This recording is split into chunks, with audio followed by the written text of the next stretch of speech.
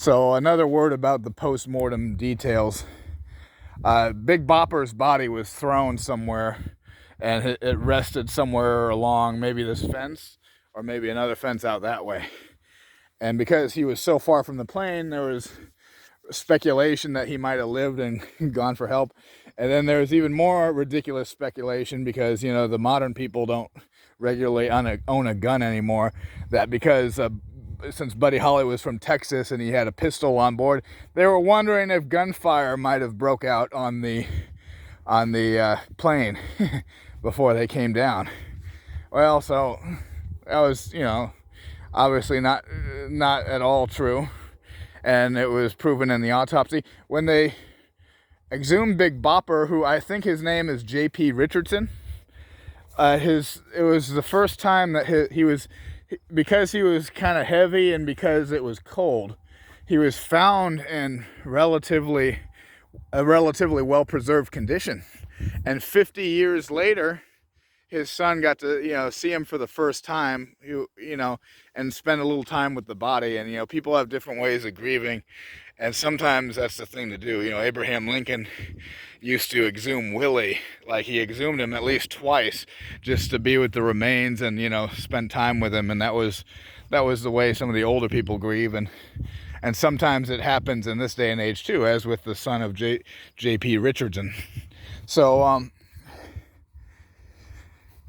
what can I say about this? Except, like I said, it's a hell of an incident. It's a tragic loss of a long and how you say, I don't want to say industrious, but influential career. I think they accomplished what they needed to, even in their short lives. But on the other hand, that we just could have had so much more.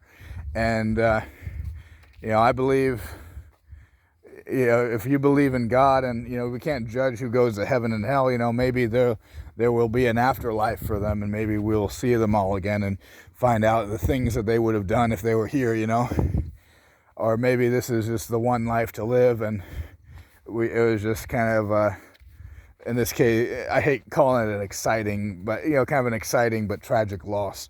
I'm starting to put my words in my mouth a little bit, but you get overtaken by a lot of different feelings while being here, unless you have a heart of steel. And this is a trip worth making, and I'm glad to be here today. I'm thankful to all of you who listen, however many videos of this you watched. I'm kind of curious now I think the plane came down and it skidded, and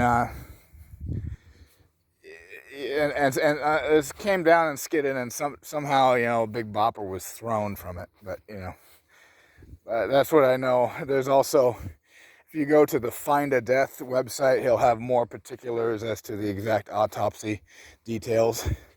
Which, like I said, their plane crashed. I mean, that's all you really need to know. And however you imagine that wreckage, But this is such a beautiful spot, and I want to say I came to this death site to live again, and hopefully all of you will sharing taking on new life with me from visiting this death site. Anyway, that's my car. This is Shenandoah. Let me see if I can reverse it, and so I can say goodbye to all of you. And this is Shenandoah. Farewell.